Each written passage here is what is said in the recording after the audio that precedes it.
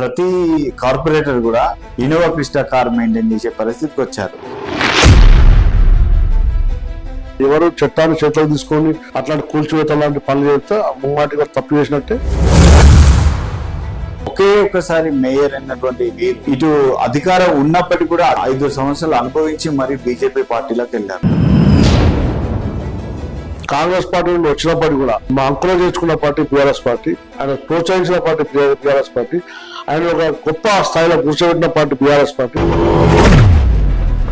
ఆయన క్యారెక్టర్ ని కాపాడుకోవడం కోసం ఎదుటి క్యారెక్టర్ చెడ్డ పెట్టి ప్రయత్నం చేసింది కనుక దాన్ని మేము ప్రశ్నిస్తున్నాం. 4 సార్లు ప్రజలు ఎన్నుకున్న గంగుల కమలాకర్ ఆరోపణలు చేశాడు. ఆరోపణలన్నీ నిరాధారమైన ఆరోపణలు. మేము చేయాల్సుకుంటే 2019 వరకు 32 డివిజన్ నేను రిప్రజెంట్ చేసిన. నాకంటే పూర్వం ఏముంటే నా తర్వాత ఏం జరిగింది ఆ అభివృద్ధి ప్రజలకు సజీవ సాక్ష్యం ఇస్తుంది. మీ మాటలన్నీ చూస్తే రానున్న కార్పొరేషన్ ఎలక్షన్ లో గంగుల కమలాకర్కి భజన చేసినట్టే ఉంది. వ్యతిరేకం అండి, వ్యక్తిగతమైన క్యారెక్టర్ వ్యతిరేకం. ఎవరు భజన చేసే అవసరం లేదు. కమలాకర్ కావచ్చు, కేసీఆర్ గారు కావచ్చు, వినోద్ కుమార్ కావచ్చు. నేను చెప్తాను ఉన్న ప్రజలు appeal to the people of Karimnagar. Sunil Rao ఇంత స్వాగతంలో మీరు చూసినారు. జయపాత్ రావు వేయండు, సత్యనారాయణ గారు వేయండు, వినోద్ కుమార్ గారు వేయండు, మీరు బండి సంజయ్ గారు వచ్చిన ఏమి సందేశం ఇస్తా ఉన్నారు ప్రజలకి. కార్పొరేటర్ గా 2 సార్లు అవకాశం ఇచ్చిన బండి సంజయ్ గారికి వారి డివిజన్ లా ఏ గల్లీలో ఏ పైప్ లైన్ అవుతుందో రావడం లేదు. నువ్వు ఉండరు దాకా హిందూ ముస్లిం బాయ్ బాయ్ అని చెప్పిన వ్యక్తివి ఇలా హిందూ ముస్లిం దుష్మన్ అనే వ్యక్తి ప్రజలకు ఏ రకంగా సందేశం ఇవ్వగలుగుతా ఉన్నారని, ఏది మంచి ఏది చెడు కరీంనగర్ ప్రజలు కానీ ఆలోచించగలుగుతాం కనుక ఈ కరీంనగర్ ప్రజలను ఒక ఇండియా అనే ఒక తెగ పెట్టడం కరీంనగర్ అట్లాంటిది.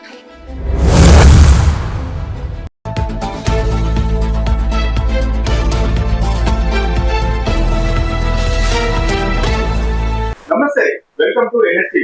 మరి మన తెలంగాణ రాష్ట్రంలో సాధారణ ఎన్నికలకు సమయం ఆసన్నమైందని చెప్పుకోవచ్చు. సాధారణ ఎన్నికలు అది సర్పంచ్ ఎలక్షన్ కావచ్చు, ఇటు మున్సిపల్ ఎలక్షన్స్ కావచ్చు, త్వరలో జరగనున్నాయని ప్రభుత్వాలు ప్రకటిస్తున్నాయి. మరి అట్లాంటి సందర్భంలో మనతో పాటు senior advocate, Karimnagar municipal corporation మాజీ కార్పొరేటర్ గారు మరియు సోషల్ వర్కర్ లో ఎంతో బిజీగా షెడ్యూల్ ఉన్నప్పటికీ మనకు కాస్త సమయం ఇచ్చారు. ప్రస్తుతం కరీంనగర్లో నెలకొన్నటువంటి రాజకీయ పరిస్థితుల మీద మనం చర్చించుకోవడానికి నేను అటు సీనియర్ అడ్వకేట్ మరియు మాజీ కార్పొరేటర్ దగ్గర ఉన్నాము. మరి వారికి స్వాగతం ఇస్తూ మరి ఈరోజు ముచ్చట్లకి మనం స్వాగతం. నమస్తే సార్. ప్రస్తుతం రాజకీయ పరిస్థితులు మరియు కరీంనగర్లో మనం ఎన్నో ఊహించని విధంగా ప్రత్యేక తెలంగాణ చాలా చాలా డెవలప్. మరి అతి డెవలప్మెంట్ లో భాగంగా మీరు కార్పొరేషన్ లో కార్పొరేటర్ గా బాధ్యతలు నిర్వహించారు.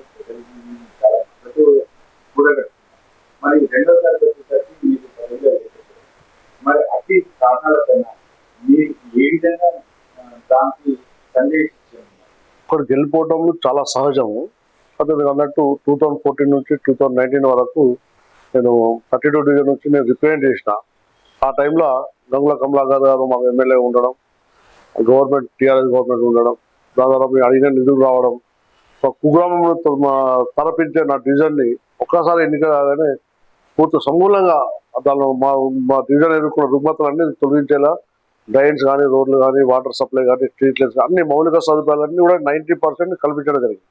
దాని ముఖ్య కారణం డెడికేటెడ్గా వర్క్ చేసే గంగుల కమలాకర్ గారు మాకు అండగా ఉండడం. తద్వారా అప్పుడు సీఎం గారు ప్రతి సంవత్సరం 100 కోట్ల రూపాయలు సీఎం అసోసియేషన్ ఫండ్స్ కింద మున్సిపాలిటీకి ఎన్నడూ చరిత్రలో ఎప్పుడు కూడా లేకుండే. ఏ ప్రభుత్వం కూడా మున్సిపాలిటీస్ కానీ గ్రామ పంచాయతీలు కానీ సపోర్ట్ చేసే సందర్భాలు ఉండకపోతుంది. అట్లాంటిది కొత్త ఒరవడికి గౌరవ కేసీఆర్ గారు అప్పుడు రాజ్యపాలించారు. వారి సహకారంతో ప్రతి ఏటా ఒక 100 కోట్ల రూపాయలు మా నగరపాలక సంస్థకు మంజూరు కావడం, దాన్ని మేము సద్వినియోగం చేసుకొని కరీంనగర్ నగరాన్ని ఒక సుందర నగరంగా తీర్చిదిద్దడం అందరం కూడా భాగస్వాములు అవ్వడం మాకు చాలా సంతోషంగా. మీ మాటల్లో కేసీఆర్ చాలా గొప్ప వ్యక్తి అని చెప్పి అంటున్నారు. మరి లాస్ట్ టైం మీ పాలనలో టీఆర్ఎస్ పాలనలో ఫార్ములా వర్క్ విషయంలో 700 కోట్లు స్కామ్ జరిగింది. మరి ఇక్కడ స్కామ్ జరిగింది, అక్కడ స్కామ్ జరిగింది, రోజులో స్కామ్ జరుగుతున్నాం. అది స్కామ్ల గురించి రోజు పేపర్లో కావచ్చు, టీవీలో కావచ్చు, వార్తలు అందరూ చర్చించారు. ముఖ్యంగా కాంగ్రెస్ ఉన్నటువంటి ఉన్నటువంటి లీడర్లు మరీ చెప్పేది ఏంటంటే ఈ దురహంకారానికి స్వస్తి పలికాము, ఇప్పుడు దురపాలన లేదు ప్రజాపాలన నడుస్తున్నాము. మరి మీరేమో కేసీఆర్ దేవుడు, కేసీఆర్ చాలా డెవలప్ చేశారు, కేసీఆర్ చాలా డెవలప్ చేశారు, ఏం లేదు గుర్రం మీరే జరుగుతున్నారు అనే మాత్రమే మీ నోటి నుంచి వినపడుతుంది. ఎందుకు అంత బదిలీ చేస్తాము? ఇది భజన అనరాదండి, ఇది భజన అనరాదు. మా నాయకుల మీద మాకున్న విశ్వాసం, వారి పట్ల మాకున్న గౌరవ మర్యాదలు. కాకపోతే తెలంగాణ చరిత్రలో చాలా మంది జానారెడ్డి గారు కావచ్చు, చిన్నారెడ్డి గారు కావచ్చు, ఇంద్రారెడ్డి గారు కావచ్చు, తెలంగాణ ఉద్యోగాన్ని భుజాలకు ఎత్తుకొని వాళ్ళ స్వార్థం, వాళ్ళ అనుకున్న లక్ష్యం చేరగానే ఉద్యోగాన్ని నిర్గాల్సిన సందర్భాలు మనం చూసినాము. కాదనుకున్న తెలంగాణను, రాదనుకున్న తెలంగాణను అనేక అవమానాలు, ఆటుపోట్లు, ఇబ్బందులు, వెన్నుపోట్లు, అన్ని అడ్డంకులు దాటుకొని తెలంగాణ సాధించిన గొప్ప వ్యక్తి కేసీఆర్ గారు. తెచ్చుకున్న తెలంగాణ గాలివాటంగా మళ్ళా అవస్థలు, కష్టాల పాలు కావద్దని తనే ఆ నాయకత్వ భుజాన్ని ఎత్తుకొని 10 years చాలా ఒక నిర్మాణాత్మకంగా ఒక భవిష్యత్ తరాలకు ఉపయోగపడే విధంగా దీన్ని తీర్చిదిద్దే క్రమంలో చాలా గొప్ప పనులు చేసిండు. అది మన చరిత్ర ప్రజలు అనుభవించిన ప్రజలు తెలుసు. కాబట్టి గెలిపోవడం సహజం. అనేక అబద్ధాలు చెప్పి, అనేక ఆశలు చెప్పి ప్రజల్ని మభ్యపెట్టి అధికారంలోకి వచ్చారు. అది పెద్ద కారణం లేదు. వచ్చిన అధికారాన్ని కూడా కాంగ్రెస్ ప్రభుత్వం సద్వినియోగం చేసుకుని వాళ్ళకి సేవలు చేయాలని అనుకుంటున్నాము. మీరు అన్నట్టు స్కామ్ల విషయం, ఈ భారతదేశ చరిత్రలో అనేక స్కాములు చూసినాం మనం. ఈ ప్రభుత్వం పోయిన ప్రభుత్వం మీద ఒక కక్ష సాధింపులో భాగంగానే లేనిపోని కేసులు పెట్టడం, పోలీసు వ్యవస్థలను వాడుకొని వేధించడం లాంటివి మనం చూస్తాం. కాబట్టి ఉన్న ఎన్డీఏ గవర్నమెంట్ ఏతుందో సోనియా గాంధీ, రాహుల్ గాంధీ గారికి నోటీసులు ఇవ్వగానే ఇక్కడ వీళ్ళు ఇక్కలేని ఆందోళన ఏంది, ఇది అన్యాయం, ప్రజాస్వామ్యానికి తూట్లు పడుతుంది కేంద్ర ప్రభుత్వం అంటారు. మీరు రాష్ట్ర మీరు కూడా అదే పనిచేస్తారు. పోయిన ప్రభుత్వం మీద ఒక వ్యతిరేక భావాన్ని ప్రజల్లో నాటాలనే ఉద్దేశంతో లేని స్కామ్లను ఉన్నట్టు చిత్రీకరించి ఫార్ములా 1 రేస్ కావచ్చు, కాళేశ్వరం కావచ్చు, ఏదైనా కావచ్చు, అలా చూపి అదేదో నిరూపించలేని ఆరోపణలు చేసి మా నాయకుల మీద బదనాం చేసే కార్యక్రమం చేయబోతే అది మంచి పద్ధతి కాదు. ప్రజాస్వామ్యంలో అధికారం ఎవరు శాశ్వతం కాదు. ఇదే ఒరవడి కొనసాగితే రాబోయే రోజులలో మేము అదే రెసిప్రోకల్ గా మా నాయకత్వం కూడా మేము ఇట్లాంటి చర్యలు చేపడితే అది ఇది ఈ చర్యలు అనేది డెమోక్రటిక్ సిస్టమ్ మీద ప్రజలకు పూర్తి స్థాయిలో విశ్వాసం పోయే ప్రమాదం ఉందని కూడా ఈ సందర్భంలో తెలియజేస్తాం. తెలంగాణ ప్రజలను నిండా ముంచారు. తెలంగాణ మిగులు బడ్జెట్లతో ఉన్నటువంటి తెలంగాణ రాష్ట్రాన్ని అప్పుల భూమిలో కూర్చున్నారు టీఆర్ఎస్ ప్రభుత్వం వాళ్ళని చెప్పి స్ట్రాంగ్ గా నేటి కూడా వాదనలు వినిపిస్తా ఉంది, చర్చలు వినిపిస్తా ఉంది. ఎంతో మంది కష్టాన్ని ఒక్కరు పేరు తెచ్చుకున్నారు, అందరినీ మీద నిలిచేశారు అని చెప్తారు. మరి మీరేమో చాలా గొప్ప పాలన చేశారు. మరి దానికి మరి మన అసలైన ఆరోపణలు. ఎందుకంటే తెలంగాణ వచ్చినప్పుడు కూడా మిగులు బడ్జెట్ ఏం లేదు, అప్పులతోటే ఉండేది. అప్పులు చేయడం అనేది ప్రభుత్వాలు సహజంగా పండించే విధానం. అమెరికా లాంటి దేశాలకి అప్పులు ఉన్నాయి, జపాన్ లాంటి దేశాలకు అప్పులు ఉన్నాయి కదా. మన దేశం చేయొద్దు అని కాదు, చేసిన అప్పును ఒక ఎకనామిక్ మన జనరేషన్ మీద పెడితే భవిష్యత్ తరాలకు ఉపయోగపడే విధంగా ఉంటాయి. ఇప్పుడు కాళేశ్వరం ప్రాజెక్ట్ అనేది ఈ తెలంగాణ చరిత్రల నీటి సమస్యకు శాశ్వత పరిష్కారం చూపెట్టే గొప్ప ప్రాజెక్ట్ అది. దాన్ని ఆ ప్రాజెక్టు ద్వారా కేసీఆర్ గారికి వచ్చిన గొప్ప పేరుని తుడిచిపెట్టే క్రమంలో బీబీసీ లాంటి ఛానల్స్ కూడా చాలా పొగిడినాయి. ప్రధానమంత్రి గారు కూడా, మోడీ గారు పొగిడినారు, గడ్కరీ గారు పొగిడినారు. చాలా మంది కేంద్ర మంత్రులు అప్పుడు వచ్చి కాళేశ్వరం గొప్ప ప్రాజెక్టును చాలా గొప్ప కీర్తించే సందర్భాలు కూడా ఉన్నాయి. అది ఆన్ రికార్డు కూడా ఉంది. అది కాకపోతే ఇప్పుడున్న ప్రభుత్వాన్ని బదనాం చేయాలని లేని ఆరోపణలు. కేసీఆర్ గారు దూరదృష్టితోటి దీనికి తెలంగాణకు ఒక శాశ్వతంగా ఆదాయం వనరులు కల్పించే క్రమంలో పెట్టిన పెట్టుబడులే అప్పుల రూపాయలు తీసుకొచ్చి, కానీ ఆ వెల్ఫేర్ స్కీమ్స్ మీద అప్పులు చేసి పెట్టినే కాదు, ఒక తెచ్చిన అప్పంతా కూడా ఫ్యూచర్ జనరేషన్ కి ఎకనామికల్ జనరేషన్ కోసం పెట్టిన అప్పులని మేము భావిస్తాం. మీ మాటలు వింటేనేమో, బీఆర్ఎస్ వాళ్ళు మాటలు వింటేనేమో వాళ్ళు బిగ్గెస్ట్ డ్యామ్ అన్నారు. మరి ఇప్పటి వరకు కాళేశ్వరం ప్రాజెక్ట్ కి డ్యామ్ అప్రూవల్స్ కూడా రాలేదు. దానికి 1,00,000 కోట్ల రూపాయల ధనాన్ని వృధా చేశారని చెప్పి, అందువల్ల మనకు చాలా వరకు అప్పులు ఉండిపోయినాయి తెలంగాణ రాష్ట్రంలో నుంచి. ఇప్పటికి కూడా కాంగ్రెస్ ప్రభుత్వం ముందుకు. మరి మీరేమో చాలా గొప్ప ప్రాజెక్ట్ అని అంటున్నారు. మరి అందుకు మీరు ఆ గొప్ప ప్రాజెక్టు ఎవరికైనా ప్రజలకు ఉపయోగపడిందా? ఒక ఎకరా పొలం ఎక్స్ట్రా పండిందా? ఏది చూసుకొని మనం గొప్ప ప్రాజెక్ట్ అనుకోవచ్చు? కాళేశ్వరం ప్రాజెక్ట్ ఏదైతే ఎలక్షన్ల ముందు 2 పిల్లర్స్ కుంగిన కారణంగా దాని నీళ్లు నిల్వ చేస్తలేదు. దాని ఎఫెక్ట్ గడిచిన 2 పంటలకు కూడా నీళ్లు యావత్ తెలంగాణ ప్రాంతం ఏదైతే ఉత్తర తెలంగాణ ప్రాంతాల్లో ఒకప్పుడు ప్రతి చెరువు కుంట అన్ని కూడా నీళ్లతో నిన్న కుండ లెక్క కలకలాడే పరిస్థితి ఉండే. ఈరోజు మా డ్యామ్ కరీంనగర్ డ్యామ్ చూస్తే ఎండిపోయే దుస్థితి పడుతుంది. పాతకాలం నాటి రోడ్డు బయటకు వచ్చే పరిస్థితి ఉంది. అంటే ఈ దుస్థితి మా కళ్ళకు కనబడుతుంది. దీనికంటే ముందు వరండా ఈ కాంగ్రెస్ గవర్నమెంట్ రాకముందు ఏ మారుమూల గ్రామంలో పర్యటించిన చిన్న చెరువులు కుంటలు తూములు కూడా నిండు కుండల్లా కలకలాడిన సందర్భాన్ని మనం చూస్తున్నాం. ఇప్పుడేమో పూర్తి ఎండిపోయి ఎడార్లు తరవేసిన పరిస్థితి చూస్తున్నాం. కనుక కాళేశ్వరం ఎఫెక్ట్ మన ఎగ్జాంపుల్ అది. అప్పుడు మనం ఎత్తిపోసిన నీళ్ళతో కలకలైన చెరువులు కుంటలు తూములు అన్ని కూడా ఇప్పుడు ఆ ఎత్తిపోత లేక మొత్తం ఎండిపోయి ఎడార్లా మారిపోయింది. అదే కాళేశ్వరం గొప్పతనం మనకు సజీవ సాక్ష్యం కనబడుతుంది తెలంగాణ ప్రాంతాల్లో. మీరు కాళేశ్వరం ప్రాజెక్ట్ అంతగా పోతున్నారు కాబట్టి నేను ఒక మాట, కాళేశ్వరం ప్రాజెక్ట్ ఎన్ని నెలలు మనకు నీటిని సరఫరా చేసింది, ఒక్క నెల కరెంట్ బిల్ ఖర్చు అవగాహన ఉందా? అది నమస్తే మాకు. ఎందుకంటే ఒకటి నీరు అనేది వ్యవసాయం కావచ్చు, తాగునీరు కావచ్చు, పరిశ్రమలకు కావచ్చు. నీరు లేకపోతే ఈ 3 వ్యవస్థలు కూడా కుంటుపడిపోయి నీరే జీవనాధారం. మనిషి కావచ్చు, వ్యవసాయం కావచ్చు, పరిశ్రమలకు కావచ్చు. ఆ నీరు లేకపోతే తెలంగాణకి ఏముంటుంది? ఏం లేదు. అట్లాంటి నీటి కోసం ఎంత లక్షల కోట్లు అప్పు చేసినా పెట్టినా తప్పలేదు. దాంతో జనరేట్ అయింది కదా. ఇప్పుడు పరిశ్రమలు కలగాలాడినాయి, వ్యవసాయం కలగాలాడింది, ప్రజలకు తాగునీరు అందించగలిగాం.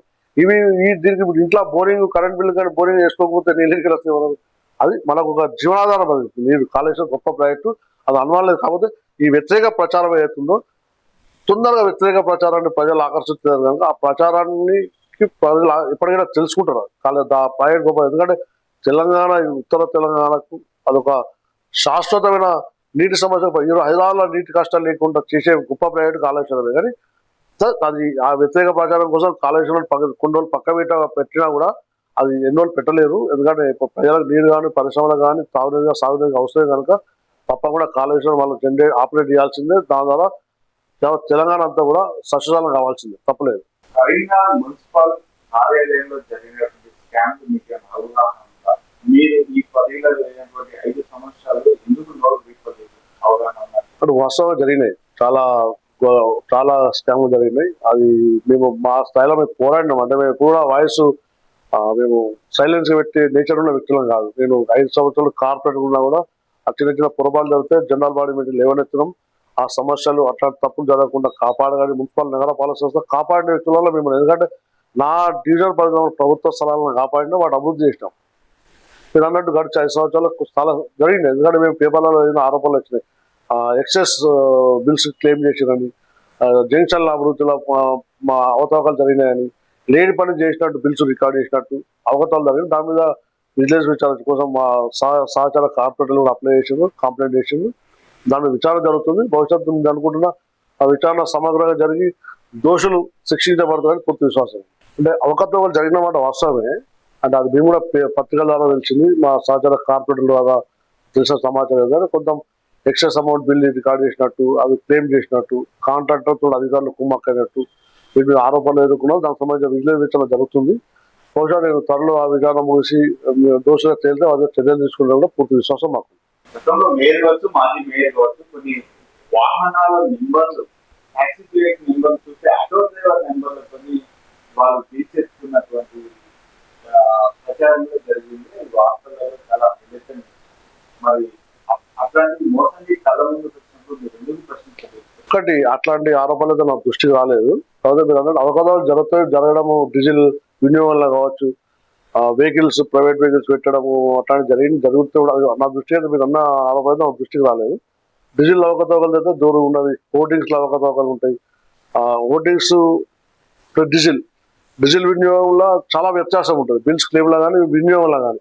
అది నేను ఉన్నప్పుడు కూడా నేను ఆర్టీఐలు అప్లై చేసి క్వశ్చన్ చేసిన సందర్భాల్లోనే. కాకపోతే దాన్ని పూర్తిసారి ప్రక్షాళన చేయాలంటే కూడా ఒక మంచి వ్యక్తిత్వం ఉన్నోడు మేరైతేనే బాగుంటుంది. కరీంనగర్లో ప్రధాన సమస్య తాగునీరు సమస్య, మరియు ఇంకోటి ఊరు బయట ఉన్నటువంటి అగునూరు బ్రిడ్జి దగ్గర ఉన్నటువంటి డంపియార్డ్ సమస్య. ఆ డంపియార్డ్ సమస్య ఎన్ని సంవత్సరాలు గడుస్తున్నప్పటికీ కూడా ఏ మాత్రం అది ఏదో చుట్టూ చూపుగా, లేకపోతే ఎండాకాలం పొగలు వచ్చినప్పుడే పొగలు రప్పించినప్పుడే సమస్య అనిపిస్తుంది.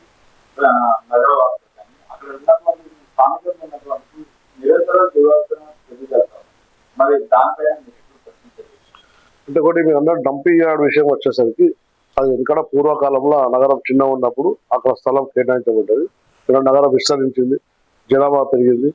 కాబట్టి ఈ డంపింగ్ యార్డ్ వేరేగా షిఫ్ట్ చేద్దామంటే కూడా అక్కడ గ్రామాలు ఉన్న ప్రజలు ఒప్పుకోవడం లేదు. చాలా ప్రయత్నాలు జరిగినాయి.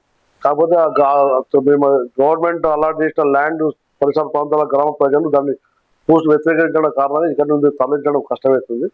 దీన్ని కూడా ఈ వేస్టేజ్ని కూడా రీసైకిల్ చేసి చేసే ప్రయత్నం కూడా జరిగింది. పూర్తిసారి సక్సెస్ కాలేదు. మీరు అన్నట్టు ఆ పరిసర ప్రాంతాల ప్రజలు మాత్రం శ్వాసకోశ సమస్యలతో ఇబ్బంది పడుతూ ఉన్నారు. బహుశా రాబోయే కాలంలో కూడా ఒక యాక్షన్ ప్లాన్ తోటి చేయకపోతే కష్టమే నగరానికి ఇప్పటికైనా. తరలిస్తే బాగుంటుంది. కరీంనగర్లో స్మార్ట్ సిటీగా నిర్మిస్తామో లక్ష్యంగా నిర్మిస్తామా అన్నారు. మరి స్మార్ట్ సిటీ అయింది. స్మార్ట్ సిటీ అయింది అనే పేరుతో వేల కోట్ల రూపాయలు ఇది ఐటీ హబ్ ఓపెనింగ్ అన్నారు. ప్రభుత్వం లేనటువంటి కేబుల్ సిటీ నిర్మించారు. కేబుల్ సిటీ ద్వారా ఎవరికి ఉపయోగాలు, ఎందుకు నిర్మించారనే ప్రశ్న కరీంనగర్ వాసులకు ఇప్పటితో నిర్మించారు. దానికైనా ఒకటి అన్నట్టు కరీంనగర్ లండన్ అంటే లండన్ తీసుకొచ్చి కర్నూలు పెట్టడం కాదు. ఒకటి కాదు, మీరు మనకున్న పెద్ద అసెట్ ఏంటంటే తలాబ్కు డ్యామ్ ఉండడం. ఆ డ్యామ్ తోటి మాడర్ రివర్ ఫ్రంట్ అనేది ఒక నిర్మాణం పూర్తయి ఉంటే కనుక అదృష్టవశాత్తు కరీంనగరమే ఒక ఇండియా కాదు సౌత్ ఏషియాలో గొప్ప టూరిస్ట్ ప్లేస్ అయ్యే అవకాశం ఉంటుండే. ఆ టూరిస్ట్ ప్లేస్ అట్రాక్షన్ కోసమే కేబుల్ బ్రిడ్జ్ కూడా ఉందని నేను భావిస్తున్నా. మాడర్ రివర్ ఫ్రంట్ అయితే కనుక లెఫ్ట్ రైట్ సైడ్ ఒక కొత్త సిటీ, కొత్త కరీంనగర్ నిర్మాణం జరుగుతుండే. దానిలో చాలా ఇన్వెస్టర్స్ వచ్చి కంపెనీస్ కావచ్చు, బిజినెస్ ఎక్స్పాన్షన్ జరుగుతుండే. దీంతో ఏమవుతుందంటే టూరిజం డెవలప్ అయితే కనుక దేశ విదేశాల నుంచి చాలా మంది కరీంనగర్ సందర్శనకు వచ్చే అవకాశం ఉంటుండే. దురదృష్టం పని పూర్తి కాలేదు. అయితే కరీంనగర్ స్థానిక యువతకు ఉద్యోగ ఉపాధి అవకాశాలు కూడా బ్రహ్మాండంగా దొరికే అవకాశం ఉంటుండే. దురదృష్టుడు గంగుల కమలాకర్ గారు చేపట్టిన ప్రాజెక్టు గొప్ప ప్రాజెక్టు. అదే నిర్మాణ దశల్లో మా ప్రభుత్వం పడిపోవడం, మళ్ళీ ఎన్నుకోబడ్డ ప్రభుత్వం దాని నిధులు కేటాయించడంలో వెనుకాడు వేయడం కారణంగా దాన్ని అది కూడా మళ్ళా డ్యాము కేబుల్ బ్రిడ్జ్ ఎక్కడ డ్యామేజ్ కాదు. దాని పైన వేసిన తారు సహజంగా వర్షాకాలంలో కొట్టుకుపోవడం, మళ్ళీ తారు వేయడం సహజ ప్రక్రియ. దాన్ని భూతద్దంలో చూపెట్టి కమలాకర్ గారిని బదనాం చేసే క్రమంలోనే దాన్ని గొప్పగా నెగిటివ్ ప్రచారం చేసేది తప్ప డ్యామ్ నిర్మాణంలో ఎక్కడ కూడా పెద్ద గొప్ప టాటా ప్రాజెక్ట్ కట్టిన డ్యామ్ అది. మన ఏది కేబుల్ బ్రిడ్జ్ అలా పెద్ద నష్టం జరిగేది ఏం జరగదు. తారు కొట్టుకపోతుంది, మళ్ళీ వేసుకో సహజ ప్రక్రియ చాలా పెద్ద పెద్ద ఆధారాలు కొట్టుకుంటుంది.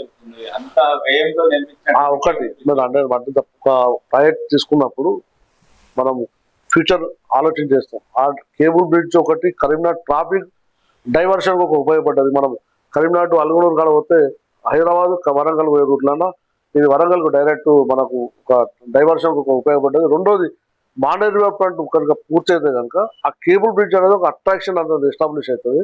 అయితే దాంతో టూరిజం అట్రాక్షన్ అయితే ఇంటర్నేషనల్ టూరిస్టులు కరీంనగర్ సందర్శిస్తే చాలా కరీంనగర్ రెవెన్యూ పెరుగుతుండే, లోకల్ పిల్లలకి ఎంప్లాయ్మెంట్ ప్రాబ్లమ్ సాల్వ్ అవుతుండే.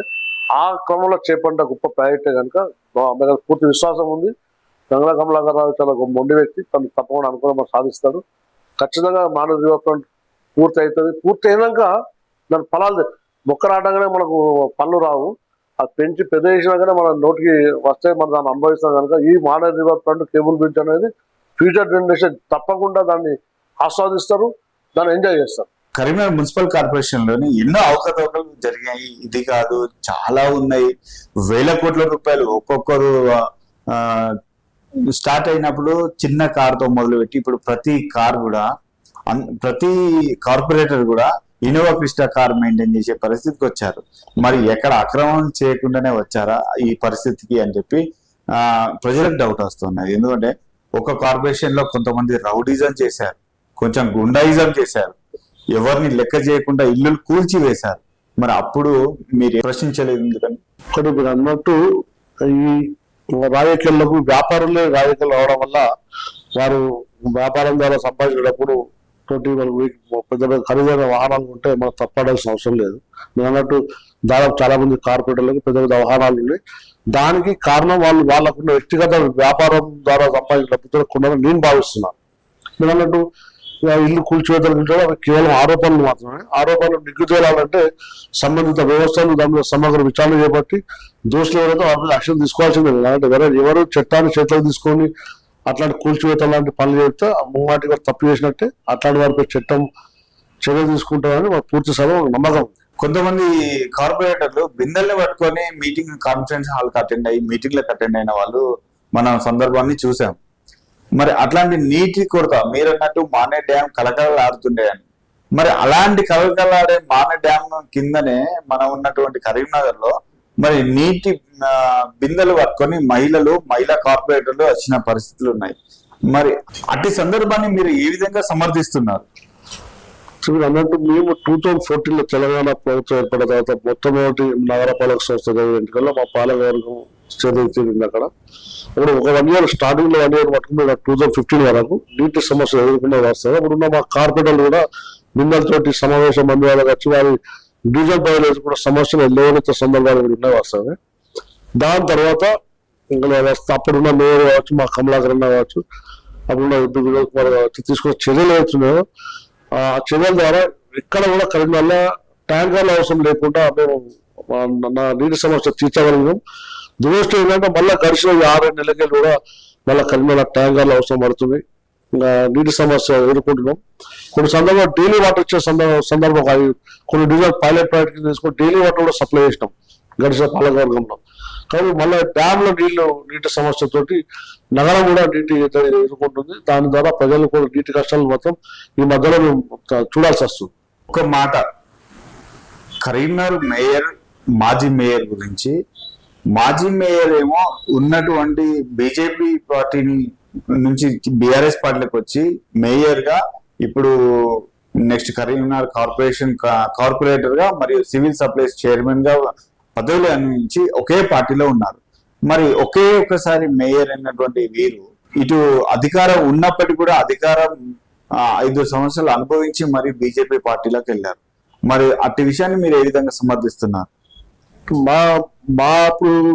మాజీ మేయర్ రవీందర్ సింగ్ గారు అయితే బీజేపీలో చేరలేదు. ప్రస్తుతం ఆయన బీఆర్ఎస్ లో ఉన్నారు. కొన్ని వాదనలు గాలి వార్తలు. ఆయన అడిగింది ఆయన ఒక ప్రజా జీవితంలో ఉన్నాడు కనుక ఎన్నికల పోటీ చేయడం ప్రజాస్వామ్య హక్కు కనుక చేసి ఉండొచ్చు. కాబట్టి ఆయన ప్రస్తుతానికి బీఆర్ఎస్ లో కొనసాగుతున్నారు. సస్పెండ్ కూడా ఇప్పుడు చేయలేదు మేము. ఇప్పుడు ప్రస్తుతం తాజా మాజీ మేయర్ అయితే సునీల్ రావు అయితే రాజకీయాల్లో అవకాశాల కోసం దాడులు చూడడం సహజమైనప్పటికీ కూడా ఆయన గొప్ప అవకాశాన్ని బీఆర్ఎస్ పార్టీ కల్పించింది. కాంగ్రెస్ పార్టీ నుండి వచ్చినప్పటికీ కూడా మా అంకులో చేసుకున్న పార్టీ బీఆర్ఎస్ పార్టీ, ఆయన ప్రోత్సహించిన పార్టీ బీఆర్ఎస్ పార్టీ, ఆయన ఒక గొప్ప స్థాయిలో కూర్చోబెట్టిన పార్టీ బీఆర్ఎస్ పార్టీ. అట్లాంటి బీఆర్ఎస్ పార్టీ నుండి పోవడం మాత్రం మాకు నచ్చలేదు. ఒకటి 24 గంటల అంటగాలిన వ్యక్తిని లేనిపోని ఆరోపణలు వేసిపోవడం అనేది ప్రజాస్వామ్యంలో కరెక్ట్ కాదు. ఆయన క్యారెక్టర్ చూస్తే కూడా కరెక్ట్ కాదు. ఎందుకంటే సునీల్ రావు గారు క్యారెక్టర్ తీస్తున్నారు మీరు. కరెక్టర్ ఇప్పుడు ఆయన పోయి ఆరోపణలు ఎట్లా చేసి పోయేటప్పుడు లేనిపోయిన ఆరోపణలు, నిరాధారణ ఆరోపణలు చేసిన ఆరోపణలు మేము ఖండిస్తా ఉన్నాం. మరొకసారి అడుగుతున్నా, క్యారెక్టర్ మీద చేస్తున్నారు మీరు. కరెక్టర్ ఆయన క్యారెక్టర్ ని కాపాడుకోవడం కోసం ఎదుటి క్యారెక్టర్ చెడ్డ పెట్టి ప్రయత్నం చేసింది కనుక దాన్ని ప్రశ్నిస్తున్నాం. కాబట్టి ఉన్న మాట చెప్పాను, నిజాలు మాట్లాడే దేనికి చెప్పేదానికి 4 నరం ఉంటే మాట్లాడే ట్యాక్స్ ఉంటే కనుక జాగ్రత్తగా మాట్లాడతారు. ఈ ఆరోపణలు ఉన్నాం కదా అని ఏం చెప్తారు, ప్రజలు నమ్ముతారంటే కూడా పొరపాటు. ఎవరి మీద ఆరోపణలు చేసాడు? గొప్ప 4 సార్లు ప్రజలు ఎన్నుకున్న గంగుల కమలాకర్ మీద ఆరోపణలు చేశాడు. ఆరోపణలన్నీ నిరాధారమైన ఆరోపణలు. మేము చేయాల్సుకుంటే ఆయన జీవన విధానం ఇప్పుడు ఎట్లా పొలిటికల్ ఎంట్రీ స్టార్ట్ అయింది, ఎక్కడ వరకు ఎదిగిండు, అప్పుడున్న ఆర్థిక పరిస్థితులు, ఇప్పుడున్న ఆర్థిక పరిస్థితులు అని మాట్లాడచ్చు. కానీ రాజకీయాలు ఏమైనా రాజకీయాలు మనం ఉమ్మేసుకుంటే ప్రజలు చులకనవుతాం. కష్టాలతో సంపాదించిన డబ్బులు ఎప్పుడు ప్రశ్నిస్తలేము. కాబట్టి మీ తప్పును కప్పిపుచ్చుకునే క్రమంలో ఎదుటి తప్పు చూపెట్టే ప్రయత్నం ఎప్పుడు కూడా ప్రజా డెమోక్రటిక్ సిస్టమ్ లో మంచి కాదని అందరి నాయకులకు సూచిస్తాం ఈ సందర్భంగా. మరి కొంతమంది కార్పొరేటర్లు కాంగ్రెస్ పార్టీలో చేరడం జరిగింది. అట్లా చేరిన కార్పొరేటర్ల పైన కొన్ని ఆరోపణలు చేశారు. మరి ఇప్పుడు మేయర్ సునీల్ రావు చేస్తే ఆరోపణలు నిరాధారణ ఆరోపణలు, మరి మీ ఎమ్మెల్యే చేస్తే మాత్రం ఆధారమైనటువంటి ఆరోపణలు. సార్ కమలాకర్ గారు ఎప్పుడు కూడా కార్పొరేటర్ల మీద కామెంట్ చేయలేదు.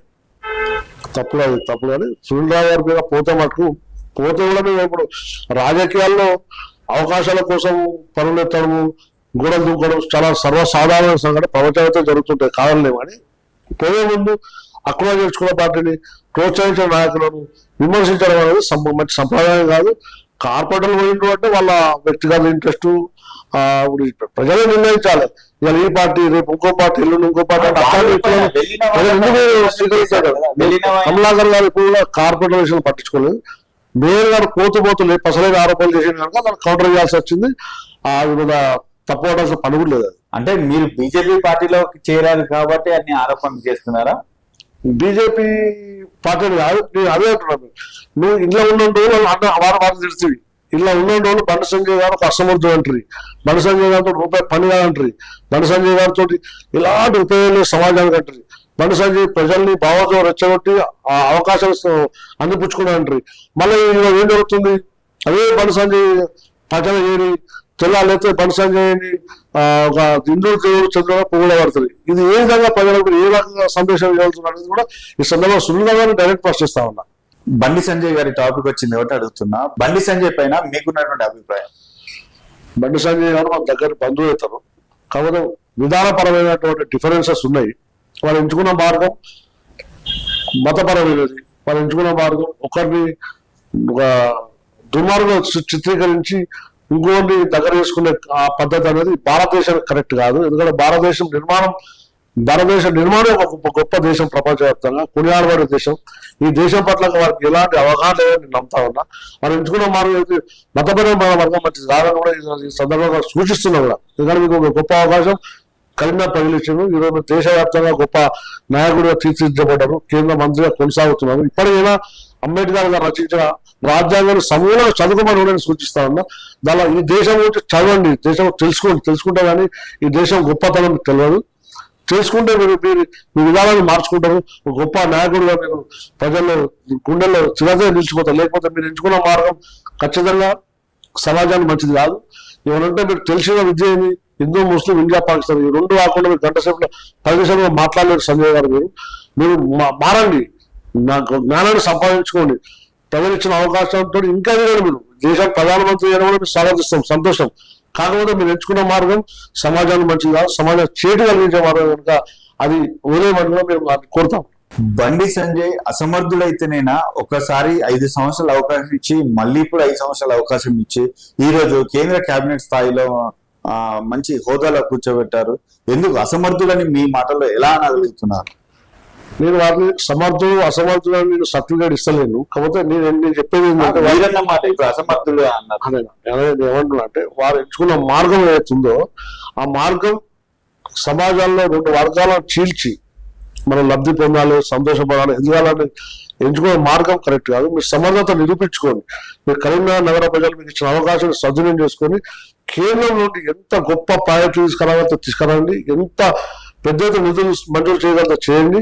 కరీంనగర్ ప్రజల గుండెలో చిరస్థాయి నిలవాలంటే హైందవ ధర్మం కోసం హైందవ ధర్మం మీరు రాజకీయంలో, ప్రజాస్వామ్యంలో, డెమోక్రటిక్ కాన్స్టిట్యూషన్ ఏదైతే మనకు కాన్స్టిట్యూషన్ చెప్పిన నిబంధనలు పాటిస్తూ మనం ముందుకోవాల్సిన అవసరం ఉంటుంది. మత ప్రచారకులు ఉన్న రాజకీయ నాయకులు అవసరం లేదు. దానికి మత ప్రచారకులు జిఆర్ స్వామి, చాలా స్వాములు, చాలా మతాలు ఉన్నాయి. వాళ్ళు మతాన్ని ప్రచారం చేసుకుంటారు, మతాన్ని కాపాడగలుగుతారు కావచ్చు. ఒక ప్రజాస్వామ్యంలో నువ్వు డెమోక్రాటిక్ కాన్స్టిట్యూషన్లోకి వచ్చిన హక్కు ద్వారా ప్రమాణం చేసినావు, రాజ్యాంగంలో ప్రమాణం చేసినప్పుడు ఆ రాజ్యాంగంలో ఉన్న అంతర్గతంగా ఉన్నట్టు జ్ఞానాన్ని పెంపొందించుకొని ప్రజలకు ఏ రకంగా సేవ చేస్తే చాలా సంతోషపడతాం మేము కూడా. మీరు ఎదుగుతే మాకేం దుఃఖమేం లేదు. మీరు ఇంకా చెప్తున్నాను ఓపెన్ గా, మీరు ప్రధానమంత్రి కాగలిగితే ఇంకా సంతోషపడతాం. కరీంనగర్కి లాభం జరుగుతుంది మీరు ప్రధానమంత్రి అయితే. కానీ మీ విధానాన్ని మార్చుకుంటేనే ఒక వాజ్పేయిని ఆదర్శంగా తీసుకోండి. మీరు వాజ్పేయిని ఆదర్శంగా తీసుకొని ఈరోజు కూడా ప్రపంచవ్యాప్తంగా వాజ్పేయిని కొనియాడబడతాడు. వాజ్పేయి వ్యక్తి వారు లేకుండా చాలా మంది గుండెల్లో వాజ్పేయి గారు నిల్చున్నారు. అట్లాంటి ఒక మానవతావాదిని దృష్టిలో పెట్టుకుంటే చాలా మంచిది. మీరు ఎంచుకున్న మార్గం ఏమవుతుంది? ఎప్పుడైనా 2 వర్గాల మధ్య వైషమ్యాలు పెరిగి శాంతి భద్రతలు క్షీణించి ఒక అశాంతి కలిగిస్తే సమాజాలు అందరికీ అది నష్టం కలిగించే ప్రక్రియ కనుక దయచేసి నేను సందర్భంగా కేంద్ర సహాయ మంత్రి గారు కోరుతా ఉన్నా. మీరు ఎంచుకున్న మార్గాన్ని దయచేసి మీరు హైందవ మార్గాన్ని వదిలేయమంటారు. నేను హిందువునే, నేను తెల్లాలేస్తే దేవుని మొక్త పూజిస్తా, కానీ వేరే పరమత విద్వేషం మంచిది కాదన్నది మా సూచన. నిరంతరం మన మతం కోసం, మన సనాతన ధర్మం కోసం నిరంతరం పోరాడుతున్న వ్యక్తి పైన మీరు ఇటువంటి వ్యాఖ్యలు అనేది చేయడం చాలా సరైనది కాదంటున్నాను. మరి అలాంటి వ్యక్తి అయితే మరి ఇన్ని రోజులు లేనటువంటి మార్పులు ప్రతి విద్యార్థి కానీ ప్రతి స్కూళ్ళల్లో కాలేజీలలో సనాతన ధర్మాన్ని ప్రత్యేకంగా బోధించే పరిస్థితులు ఈ రోజు ఏర్పడ్డాయి. అలాంటి పరిస్థితిలో మీరు ఇలాంటి వ్యాఖ్యలు ఎలా చేయగలుగుతున్నారు? ఒకటండి, మన సనాతన ధర్మం బట్టి ఫస్ట్ తెలియాలి మనకు. అంటే తెలియకుండానే వారు వాళ్ళకి తెలియదు. బరాబర్ చెప్తా వాళ్ళకి సనాతన ధర్మం ఉండేది. అంటే సనాతన ధర్మం తెలియకుండానే ధర్మం కోసం నేను అడుగుతా, ధర్మం కోసం దేశం కోసం నేను ఫస్ట్ ప్రజలకు చెప్పండి. మీరు అనగానే ఈ పార్టీ స్లోగన్ తీసుకొని ధర్మం కోసం దేశం కోసం, ధర్మం ఏంది దేశం ఏంది? దేశభక్తి అంటే ప్రతి ఈ భూమి మీద నివసించే ప్రతి ప్రాణికి జీవికి దేశం అంటే ప్రేమ ఉంటుంది, భక్తి ఉంటుంది, గౌరవం ఉంటుంది. ధర్మం అంటే ఏంటిది?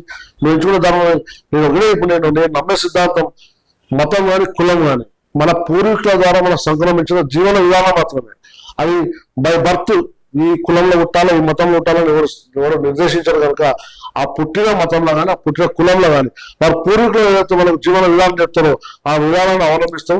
దాన్ని సనాతన ధర్మం అంటారో ఇంకేమంటో తెలియదు. కానీ సనాతన ధర్మం అంటూ కూడా చెప్తాం మీకు.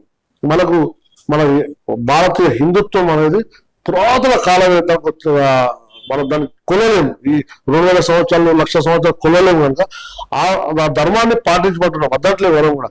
కానీ ఈ ధర్మమే గొప్పది, నీ ధర్మం చెడ్డ ఉండడం అనేది భారతదేశం లాంటి దేశంలో చాలా నష్టం చేస్తారని మా భావన. బండి సంజయ్ ఒక గొప్ప లీడరు, ముందు చూపున్న లీడరు. తన నాయకత్వంలో తెలంగాణ రాష్ట్రంలో కేవలం 3 స్థానాలు మాత్రమే గెలిచినటువంటి బీజేపీ నాయకులు, ఎమ్మెల్యే, ఎంపీలు కానీ ఈరోజు 10-15 సంఖ్యలో రేపు వచ్చే కాలంలో తెలంగాణ రాష్ట్రానికి ముఖ్యమంత్రి బీజేపీ పార్టీ నాయకుడు అయ్యే అవకాశాలు ఉన్నట్టుగా ప్రజలు భావిస్తున్నారు. మీరేమో మంచి నాయకుడు కాదు, సనాతన ధర్మం కోసం ఒక కులాన్ని మతాన్ని వర్గాన్ని అడ్డు పెట్టుకొని రాజకీయం చేస్తున్నారని చెప్పి మీరు వ్యాఖ్యలు చేస్తున్నారు. మరి వాటికి వీటికి పొంతన లేదు కదా? ప్రజలు ఆమోదించి వారిని రాష్ట్ర ముఖ్యమంత్రి చేస్తే మేము కూడా స్వాగతిస్తాం. ప్రజల అభిప్రాయాన్ని గౌరవిస్తాం. కాలంలో బీజేపీ నాయకుడే నాయకత్వం బీజేపీ ప్రస్తావన బీజేపీ కేవలం 3 స్థానాలు మాత్రమే ఉన్నటువంటి బీజేపీ స్థానాలు ఈ రోజు 8కి చేరారు. వాస్తవం మేము అందరూ ఒప్పుకుంటాం. ఎందుకంటే ప్రజల్లో పాటు ఉన్న సున్నితమైన అంశాలు లేవనెత్తి భావోద్వేగాలు రెచ్చగొట్టి లబ్ధి పొందడం అనేది జిహెచ్ఎంసీ ఎలక్షన్ చూసినాం మనం. మహాలక్ష్మి టెంపుల్ ఎన్నో రాని మహాలక్ష్మికి బండి సంజయ్ గారు రావడం, సర్జికల్ స్ట్రైక్ చేస్తానడం, రోహింగ్యాలను ఎదుగుతానడం, ఎన్నికల వరకే వాటిని వాడుకొని 40 పైన సీట్లు సాధించుకొని మళ్ళీ ఎన్నాడు మహాలక్ష్మి టెంపుల్కి పోయింది లేదు, రోహింగ్యాలో తల్లి కొట్టింది లేదు, సర్జికల్ స్ట్రైక్ చేసింది లేదు. నేను అదే తెలంగాణ ప్రజలు కోరుతున్నది అంటే తమిళనాడు మనకు ఆదర్శం కావాలి. తమిళనాడు ప్రజలకు తమిళనాడే ముఖ్యంగా, ఏ ముఖ్యం కాదు. మనకు తెలంగాణను ముఖ్యంగా మనం భావించుకోవాలి. ఇట్లాంటి భావోద్వేగాలు రెచ్చగొడితే మనం ఆకర్షణలు కావద్దు. కాబట్టి మనకు నేనేమంటున్నా, బండి సంజయ్ గారు తన విధానాన్ని మార్చుకొని యావత్ ప్రజల కోసం కృషి చేస్తా అంటే వారి ఎదుగుదలకు కోరుకుంటాం తప్ప అది పడిపోలేదు అనుకో. ఏ రాజకీయ నాయకుడు అయినా కూడా సమాజంలో ఉన్న అన్ని వర్గాలను, అన్ని రకాల ప్రజలను బిడ్డలుగా చూసుకోగలిగే గొప్పతనం ఉంటే తప్ప సమాజానికి మంచి జరగదు. కాబట్టి కొన్ని స్వార్థం కోసం 2 వర్గాల మధ్యలో ఒక వైషమ్యం విడదీసి రెచ్చగొట్టి లబ్ధి పొందడం అనేది నాకు వ్యతిరేకం. కరీంనగర్ మున్సిపల్ కార్పొరేషన్ లో రాబోతున్నటువంటి ఎన్నికల్లో నెక్స్ట్ మేయర్ ఎవరైతే బాగుంటుందని మీరు అనుకుంటున్నారు? కరీంనగర్ నగరాన్ని గొప్ప తీర్చిదిద్దింది మటుకు బీఆర్ఎస్ పార్టీ సంబంధించిన కార్పొరేటర్ల పాత్ర చాలా ఉంది. గంగుల కమలాకర్ గారి పాత్ర కృషి చాలా ఉంది. ఆ అంకితమంతో పనిచేసిన కనుక కరీంనగర్ ఈరోజు గొప్పగా, మేము 2014 కంటే ముందు చూస్తే పెద్ద బొందలగడ్డ కరీంనగర్. ఆ బొందలగడ్డను సరిదిద్దుతూ కొత్త రోడ్లు వేసిన తర్వాత సుందర నగరంగా తీర్చిదిద్దిన క్రమంలో మా పాలకవర్గం కావచ్చు, గంగుల కమలాకర్ అన్న గారి కృషిగా చాలా ఉంది. కాబట్టి రాబోయే రోజుల్లో ప్రజలు మళ్ళా బీఆర్ఎస్ పార్టీకి అవకాశం ఇస్తారు పూర్తి విషయం. ఎందుకంటే నగరం పట్ల మా పూర్తి బీఆర్ఎస్ పార్టీకి, గంగుల కమలాకర్ గారికి పూర్తిసారి అవగాహన ఉంది. ఏ రకంగా దీన్ని తీర్చి అభివృద్ధి చేయగలుగుతామో, ఏ రకంగా నిధులు తీసుకురాగలిగితే ఈ నగరం మంచి జరుగుతుందో అట్లాంటి ఆలోచన ముందు చూపు గంగుల కమలాకర్ గారికి ఉంది. వారి నాయకత్వంలో బీఆర్ఎస్ పార్టీ అయితేనే చాలా బాగుంటుందని పూర్తి నమ్మకంతో విశ్వాసంతో ప్రజలు కూడా ఈ సందర్భంలో అప్పీల్ చేస్తున్నారు. Appealing to people. మీరు బీఆర్ఎస్ పార్టీనే మీరు గుండెలుగా హత్తుకోండి. ఒక ఎగ్జాంపుల్ మీకు చెప్తా. నేను 2014 నుంచి 19 వరకు కార్పొరేటర్ గా ప్రాతినిధ్యం వహించిన నా డివిజన్ ఒక ఎగ్జాంపుల్ చెప్తా. నేను గెలవకముందు ఒక మారుమూల కుగ్రామాన్ని తలపించే నా డివిజన్ ని కేవలం 5 సంవత్సరాలలో మట్టి రోడ్ లేని డివిజన్ గా తీర్చిదిద్దడానికి కృషి చేసినా ఆ దిశలో నిధులు తీసుకురావాలన్నా దానికి గంగుల కమలాకర్ గారు పూర్తి సహకరించారు. నగరం ఈరోజు ఎట్లుందంటే దానికి ఒక కంకణబద్ధుడై తనే ఒక సివిల్ ఇంజనీర్ కనుక తన మైండ్ అంతా ఉపయోగించి దానికి కావాల్సిన నిధులు కూడా తీసుకొచ్చి, ఎందుకంటే వాటితో మేము సెక్రటరీ కూడా వినాం, ఎక్కడ పోతే ఎక్కడ ఫైల్ మూవ్మెంట్ తీసుకుంటాడు ఒక మామూలు క్లర్క్లే కూడా పనిచేసిన సందర్భాలు కూడా మేము ప్రత్యేకంగా చూసాం కనుక వారి నాయకత్వం, ఇప్పుడు వారు ఇంకా ఎమ్మెల్యేగా ఉన్నారు కనుక వారి నాయకత్వంలో వారికి సంబంధించిన పాలకవర్గం ఉంటే కనుక చాలా గొప్ప నగరం అభివృద్ధి చెందుతుంది. మీరు ఈ మాట మీరు ఇప్పుడు అధికారంలో కాంగ్రెస్ ఉంది, మేయర్ ఏమో బీఆర్ఎస్ కావాలని చెప్పి మీరు కోరుకుంటున్నారు, మరి ఇది సాధ్యమయ్యే పనులేనా? చాలా సందర్భంగా కేంద్రంలో ఎన్డీఏ గవర్నమెంట్ ఉంది, రాష్ట్రాలలో వేరే ప్రభుత్వాల్లో ప్రజలు సేవ చేయలేకపోతున్నా, చేస్తే ప్రజాస్వామ్య హక్కులు ఎవరు కాలు రాష్ట్రానికి అవకాశం లేదు. నగరపాలక సంస్థ నడిచేది నగర ప్రజల పన్నులతోటి. అప్పుడున్న కేసీఆర్ గారు ప్రత్యేక నిధులు ఇచ్చిన కనుక అదే ఒరవడి కొనసాగుతుంది కనుక అవినీతి లేకుండా వచ్చిన ప్రతి రూపాయి కూడా ప్రజలకు నేరుగా ఉపయోగపడే విధంగా, ఎందుకంటే గంగుల కమలాకర్ గారు నీతిమంతుడు, అవినీతి వ్యతిరేకం కనుక వారి నాయకత్వంలో పాలకవర్గం ఉంటేనే నగరానికి మంచి జరుగుతుందని పూర్తి విశ్వాసం. కేసీఆర్ ప్రభుత్వంలో నియంత్రిత పాలన గాని, దొరపోకట గాని, లేకపోతే గడిల పోకట గాని పోతుందనే కేసీఆర్ పదవిని తీసేసి పక్క కూర్చోబెట్టిన ప్రజలు ఇప్పుడు కరీంనగర్ లో మేయర్ ని బీఆర్ఎస్ పార్టీ నుంచి ఎన్నుకుంటారని చెప్పి మీరు ఎలా భావిస్తున్నారు? మీరు మీ మాటల్లో కేవలం ఇప్పుడు మీరేంటి కార్పొరేషన్ ఎలక్షన్ లో నిలబడాలని, మళ్ళీ కార్పొరేటర్ అవ్వాలని చూస్తున్నారు. మీ మాటలన్నీ చూస్తే రానున్న కార్పొరేషన్ ఎలక్షన్ లో కార్పొరేటర్ స్థానం ఇవ్వాలనే గంగుల కమలాకర్కి భజన చేసినట్టే ఉంది, కానీ ప్రస్తుతం రాజకీయాల పరిస్థితుల మీద విశ్లేషణ చేసినట్టు అనిపిస్తలేదండి. ఒకటి భజనకు నేను వ్యతిరేకం అండి, వ్యక్తిగతమైన క్యారెక్టర్ వ్యతిరేకం, ఎవరు భజన చేసిన అవసరం లేదు. కమలాకర్ కావచ్చు, కేసీఆర్ గారు కావచ్చు, వినోద్ కుమార్ గారు కావచ్చు, భజనకు నేను పూర్తి స్థాయి వ్యతిరేకం. నేను స్వతంత్ర అభ్యర్థిగా పోటీ చేసినా గెలిచే సత్తా నాకు ప్రజలను ఆశీర్వదిస్తారు, స్వీకరిస్తారు. అది కాదు మీరు అన్నట్టు ఈ నగరాన్ని స్వార్థపరుడైనటువంటి సునీల్ రావు చేతిలో పెట్టిన చెప్తాను ఉన్న ప్రజలు appeal to the people of Karimnagar. Sunil Rao అంటూ ఇంత స్వార్థపరుడు మీరు చూసినారు. జయపాత్ రావు వేయండు, సత్యనారాయణ గారు వేయండు, వినోద్ కుమార్ గారు వేయండు, ఇప్పుడు బండి సంజయ్ గారు వచ్చినారు. ఏ సందేశం ఇస్తా ఉన్నారు ప్రజలకి? అతని స్వార్థానికి మనం బలైదామా అని ప్రజలు అడుగుతా ఉన్నారు. సునీల్ రావు స్వార్థపరుడికి మనం బలైదామా అని అడుగుతున్నారు. అట్లాంటి వ్యక్తి ఈరోజు నగరాన్ని కవించే కుట్రతోటి ఇక్కడ హిందుత్వం ఎత్తుకుంటే మొన్నలాగా సెక్యులర్ పార్టీలో ఉన్న కాంగ్రెస్ పార్టీలో ఉండి, సెక్యులర్ చెప్పుకునే బీఆర్ఎస్ పార్టీలో ఉండి, నేను ఆర్ఎస్ఎస్ కార్యకర్తలు చిన్నప్పుడే సాగర్ వేయనా అని చెప్పుకున్న సునీల్ ఆ జ్ఞానం ఎక్కడైతే రోజులు మరి అక్కడ మొదటి ఆ పార్టీలు ఎందుకు లేవు? ఇప్పుడే మొత్తం కాషాయ కన్ను పెట్టుకొని నువ్వు వాళ్ళ పుట్టి పెరిగినట్టే నువ్వు ప్రవర్తిస్తా ఉన్నావు సునీల్ గారు. ఇట్లాంటి సునీల్ గారి ద్వారా నగర ప్రజలకు నష్టం తప్ప అన్యాయం తప్ప మన జరగాలని కూడా ఒకటి ప్రజలు చెప్తా ఉన్నారు. రెండోది కార్పొరేటర్ గా 2 సార్లు అవకాశం ఇచ్చిన బండి సంజయ్ గారికి వారి డివిజన్ లా ఏ గల్లీలో ఏ పైప్ లైన్ అవుతుందో వారికి అవగాహన లేదు. అట్లా నేను వాళ్ళ డివిజన్ లో ప్రజలను వచ్చి అప్పీల్ చేస్తే చాలా మంది నల్లారి కనెక్షన్ ఇప్పించిన సందర్భం ఉండదు. అట్లాంటి వ్యక్తి సరే అది భావోద్వేగాలు రెచ్చగొడితేనే మనం వారి స్వార్థం కోసం, వారి అందరాల కోసం, రాజకీయ అందరాలు ఎక్కడం కోసం వారు భావోద్వేగం రెచ్చగొడితే మన బలైన కూడా కరీంనగర్ ప్రజలను కొడతా ఉండదు. ఎందుకంటే కరీంనగర్ నగరం అనేది ఉత్తర తెలంగాణలో గొప్ప నగరం. అయిన తర్వాత ప్రజలు అంత గొప్పగా సంతోషంగా పీస్ఫుల్ గా నివసించే నగరం కరీంనగర్. ఆ నగరాన్ని మరోసారి వారి స్వార్థం కోసం, వారి పార్టీ గెలవడం కోసం మతపరమైన రెచ్చగొట్టు వ్యాఖ్యలు చేసి మన లోపల విభేజన బీజ నాటి నష్టం కలిగించే ప్రయత్నం చేస్తా ఉన్నారు. అట్లా చేసే అవకాశం ఉంది కనుక నేను కరీంనగర్ నగర ప్రజలు కొడతా ఉన్నా. ఇట్లాంటి స్వార్థపరులను అవగాహన లేని వ్యక్తులను కనీసం ప్రజలకు ఏ రకంగా సేవ చేస్తే మీ పార్టీలో ఉంటే ఉత్తముడు, వేరే పార్టీకి పోతే దుష్మనుడు. పార్టీ పరంగా విధానాలు ఉంటాయి, ఆ విధానాలు ఉంచుకొని ఉంటేనే ఉండగలుగుతాం పార్టీలో. నేనేమంటున్నా, ఇలా సునీల్ రావు వ్యక్తి బయట చెప్తా ఉన్నా నేను ఆర్ఎస్ఎస్ శాఖ వ్యక్తినని కావచ్చు. ఆర్ఎస్ఎస్ వ్యక్తి నువ్వు ఏపీలో బీజేపీలో నాటకాలలో ఎందుకు కొనసాగలేదు? నువ్వు ఉన్న దాకా హిందూ ముస్లిం బాయ్ బాయ్ అని చెప్పిన వ్యక్తివి ఇలా హిందూ ముస్లిం దుష్మన్ అనవచ్చు. ప్రజలకు ఏ రకంగా సందేశం ఇవ్వగలుగుతా ఉన్నానని ఇన్స్టిట్యూట్ భాషిస్తా ఉన్నా. బికాస్ నాకు కరీంనగర్ అంటే చాలా ప్రాణం, అభిమానం, ఇష్టం, కోరిక, దాని గౌరవం ఉంది. కరీంనగర్ లో పుట్టినటువంటి ప్రతి పౌరుడికి, ఈవెన్ కరీంనగర్ మానేరు నీళ్లు తాగినటువంటి ప్రతి పౌరుడికి కరీంనగర్ అంటే ప్రాణం, ప్రీతి, అభిమానం, ప్రాంతీయ అభిమానం. అది మీ ఒక్కరికే ఉన్నదని చెప్పి ఎలా అనుకుంటున్నారు? సామాన్యంగా రాజకీయాలతో సంబంధం వ్యక్తికి ఎవరికైనా ఉన్న ఊరి మీద ఉండే నివసించే గల్లీ మీద వాడ మీద ప్రేమ ఉంటుంది. కాకపోతే నేను ఆ నగరం మేము రాజకీయాలు ఉండము కనుక, నిత్యం రాజకీయాలు కొనసాగుతాం కనుక, ఏది మంచి ఏది చెడు కరీంనగర్ ప్రజలు కానీ ఆలోచించగలుగుతాం కనుక ఈ కరీంనగర్ ప్రజలను ఒక ఇండియా అనే ఒక దేశం ఎట్లనో కరీంనగర్ అట్లాంటిది. దేశ విదేశాల నుంచి కరీంనగర్ నుంచి కరీంనగర్ స్థిరం వివిధ రాష్ట్రాల నుంచి వచ్చి స్థిరపడి ఆ స్థిర నివాసం ఏర్పాటు చేసిన ప్రజలు కరీంనగర్ ఒక ముంబై లాంటి నగరం లెక్క కరీంనగర్ చూస్తే గొప్ప నగరం. ఎక్కడికి వచ్చినా అక్కడ చేర్చుకుంటారో పేరుంది.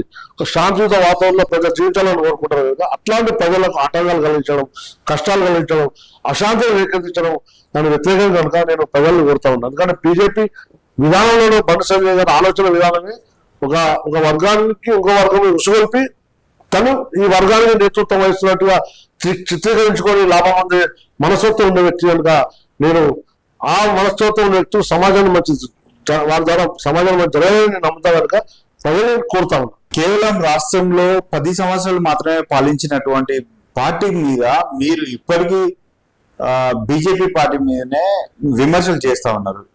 బీజేపీ పార్టీ దేశంలో అనేక మార్పులు తీసుకొచ్చింది, చాలా మెరుగైన పాలన అందించింది అని చెప్పి బీజేపీ పార్టీ నాయకులు చెప్తా ఉన్నారు.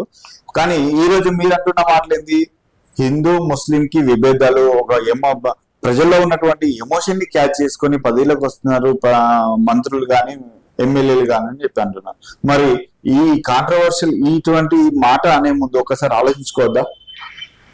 ఉన్న వాస్తవాన్ని నిర్భయంగా చెప్పగలుగుతున్నాను. ఎందుకంటే ఉన్న వాస్తవం ఇప్పుడు బీజేపీ కరోనా టైంలో ఒక ప్రధానమంత్రి అనే వ్యక్తి చప్పట్లో దీపాలని ప్రజలతో జీవితాలతో ఆడుకున్నాడు. మొన్న చెప్తుండు నాకు ట్రంప్ కంటే ఎక్కువ నాకు ఇక్కడ గుడికి పోయింది అదే ముఖ్యమన్నాడు. అప్పుడు కరోనా టైంలో ట్రంప్ ఏది ముఖ్యమైనది మీకు? ఎందుకు కరోనా కట్టడి కోసం ట్రంప్ వాయిదా వేస్తే అయిపోతాడు. ట్రంప్ పర్యటన వాయిదా వేసుకొని అంతర్జాతీయ విమానాలను రద్దు చేసి కరోనా రాకుండా కట్టడి చేసే అవకాశం మీకు ఉండే. ఇదే కాంగ్రెస్ పార్టీ నాయకులు రాహుల్ గాంధీ గారు పార్లమెంట్ లో చెప్పినారు, డిసెంబర్ చెబుతున్నారు. కరోనా అనేది చైనాలో ప్రారంభమైంది, ఇండియా లాంటి దేశానికి వచ్చే ప్రమాదం ఉంది, జాగ్రత్తలు తీసుకోవాలంటే ఆయన అపహాస్యం చేసినారు బీజేపీ నాయకులు. అట్లాంటిది వారి కరోనా ఫిబ్రవరిలో ట్రంప్ ప్రోగ్రాం ఉంటే ట్రంప్ పర్యటన ముగుసుకొని పిల్లవాగా ఆయన నిర్లక్ష్యం చేసి మార్చిలో లాక్డౌన్ పెట్టే క్రమంలో లేదు. దేశంలో చాలా చోట్ల వలస జీవులు ఉంటారు.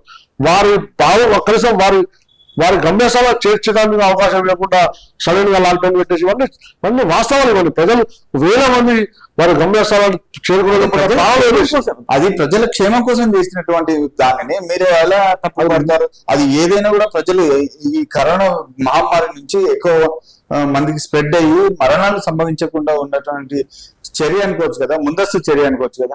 అదే అంటున్నాం. ఏమంటున్నాడు మొన్న ట్రంప్ గారు ఎందుకు ఆహ్వానించిండు, నాకు పూరి జగన్నాథుడే ముఖ్యం అనుకుని పోలేదు, దేవుడు దర్శనం కోసం అన్నాడు. సరే మేము గొప్ప దాన్ని స్వీకరిస్తాం. ట్రంప్ ఆహ్వానం తిరస్కరించినందుకు మీ వ్యక్తిగత అభిప్రాయం దాన్ని గౌరవం కూడా ఇస్తాం. కరోనా సమయంలో కూడా మీరు అన్ని చాలా ప్రతిపక్షాలు ఎత్తి చూపినాయి. కరోనా వ్యాప్తి చెందుతుంది, భారతదేశం లాంటి దేశంలో వస్తే చాలా కష్టమైన నిర్మూలన దాన్ని కట్టడి కష్టమైతే జాగ్రత్తలు తీసుకుంటే కూడా ట్రంప్ పర్యటన మూసేంత వరకు కూడా కరోనా దృష్టి పెట్టగా లక్షలాది కోట్లాది మంది అష్ట కష్టాలు బట్టి నరకాన్ని అనుభవించిన సందర్భంగా కారకులు గౌరవ మోడీ గారు ఇప్పుడు నా వ్యక్తిగత అభిప్రాయం. అది దానికన్నా ముందు చాలా చేసినాడు. డిమానిటైజేషన్ ద్వారా ప్రజలకు ఏం లాభం జరిగిందో చెప్పలేకపోతున్నాడు. ఇప్పుడు సర్జికల్ స్ట్రైక్ అంటాడు, దాంతో ఏంటనేది చెప్పలేకపోతున్నాడు. మన పుల్వామా దాడి చేసిండు, దాని ద్వారా పుల్వామా దాడి చేసిన పేరుగాంలో ఉగ్రవాదాలు చేస్తున్నాడు. ఆ ఉగ్రవాదాలు పాల్పడ్డ వారిని పట్టుకునే సందర్భం లేదు. 3-4 రోజులు యుద్ధం ఎందుకు చేసినా తెలియదు. యావత్ దేశం మీకు అండగా నిలిచింది. మొన్న పాకిస్తాన్ యుద్ధం ప్రకటిస్తే కష్టాలైనా భరిస్తాం కానీ ఈ శాశ్వత పరిష్కారం కనుగొనండి మీ ఎంబడి నిలిచింది యావత్ భారతదేశం. కానీ మీరు ఏం చేసినారు, భావోద్వేగం రెచ్చగొట్టి చల్లార్చినారు. దాంతో ఏదైతే మీ వ్యక్తిగత ప్రతిష్ట పెంచుకోవడం కోసం మీ పార్టీ గౌరవాన్ని ప్రజలు కూడా మళ్ళీ పెంచడం కోసం చేసిన ఈ కుయుక్తులు ఏదైతున్నాయో దీర్ఘకాలికంగా దేశానికి మంచిది కాబట్టి బలమైన అభిప్రాయం.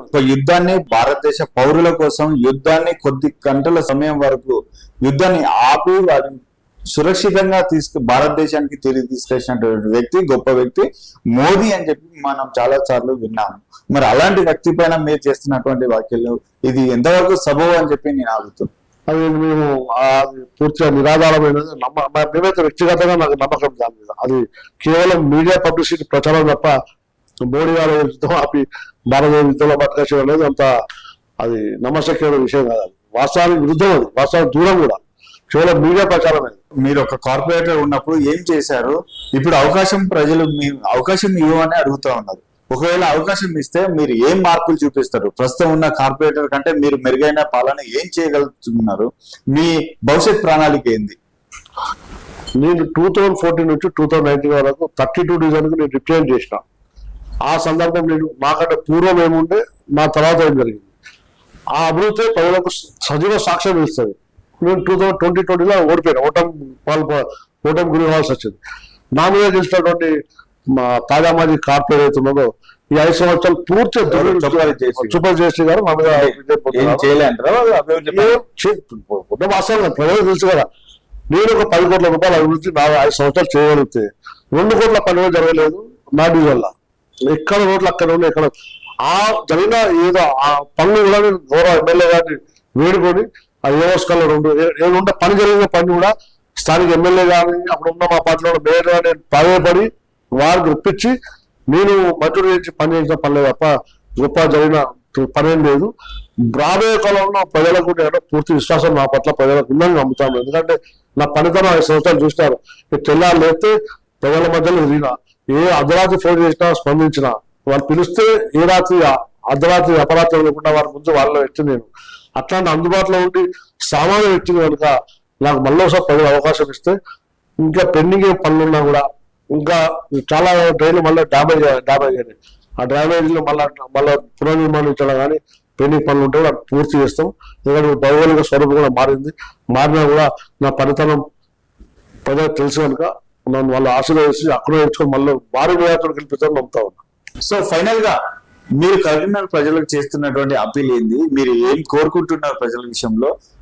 మీ డివిజన్ లో ఏ డివిజన్ లో మీరు పోటీ మళ్ళీ చేయనున్నారు? మీ డివిజన్ లోనేనా, లేకపోతే ఎందుకంటే ఎలక్షన్ లో అటు ఇటు కావడం సహజం, అందుకని మీరు అసలు ప్రజలకు ఏం ఆశిస్తున్నారు, వాళ్ళకి ఏం చేయబోతున్నారు? ఒకవేళ కార్పొరేటర్ గా మరి మీకు స్థానం దక్కితే ప్రజలు మిమ్మల్ని ఎందుకు ఎంచుకోవాలని చెప్పి మీరు మీ కార్పొరేషన్ ప్రజలకు ఇచ్చేటువంటి ప్రమాణాలు ఏంటో ఒక్కసారి పూర్తిగా వివరించాను. నగర ప్రజలు, నా ప్రత్యేకంగా నా డివిజన్ ప్రజలు నన్ను అక్కున పెట్టుకొని గెలిపిస్తే కనుక నేను గడిచిన 5 సంవత్సరాలు మీకు తెలుసు, నన్ను దగ్గరగా చూసినారు. ఏ రాత్రి అపరాత్రి ఆ రాత్రి ఫోన్ చేసినా మీ ముందు వాళ్ళ మీకు అందుబాటులో ఉన్న సర్వీసెస్ ఎట్ డోర్ స్టెప్ ముందే నా సేవలు మీకు అందించిన వ్యక్తిని, నీతి నిజాయితీ కట్టుబడే వ్యక్తిని. ఎవరు ఏ ఇల్లు కట్టుకున్నా ఏం చేసినా నేను అడ్డు చెప్పిన వ్యక్తిని కాదు, ఎవరి డబ్బులు తీసుకున్న వ్యక్తిని కాదు, కనీసం కాంట్రాక్టర్ల ద్వారా కమిషన్ తీసుకున్న వ్యక్తిని కూడా కాదు. మీకు తెలుసు నా సామాన్యమైన జీవన విధానం చూస్తే మీకు అర్థమవుతుంది. నేను ఎట్లున్నానో మొదటి నుండి ఎట్లున్నా సిద్ధాంతానికి కట్టుబడి ఉన్నా. ఆ సిద్ధాంతం కట్టుబడి భవిష్యత్తులో కూడా నా రాజకీయ జీవితం కొనసాగుతుంది. ఖచ్చితంగా మీకు మళ్ళీ పదే చెప్పేది 5 సంవత్సరాల ఎలాంటి సేవలైనా కూడా, ఎలాంటి కష్టాలలో ప్రజలు ఉన్నా, దుఃఖంలో ఉన్నా కూడా మీ అన్న లెక్క, తమ్ముళ్ళ లెక్క, ఇంటి కొడుకు లెక్క మీ ముందు వాళ్ళ వ్యక్తిని, మీకు సేవలు అందించిన వ్యక్తిని ఖచ్చితంగా భవిష్యత్తులో కూడా అదే విధమైన సేవలు అందిస్తా. ఎందుకంటే మీకు ఒక 5 సంవత్సరాలు అనేది మన జీవనంలో చాలా గొప్ప టైం. అది ఆ గొప్ప టైంని చిన్న చిన్న ప్రలోభాలకు లొంగి, చిన్న చిన్న ఆశలు చూపిస్తే లొంగి మనం తప్పనట్టు చేస్తే 5 సంవత్సరాలు ఎంత నష్టం జరిగిందో మనం చూసినాం.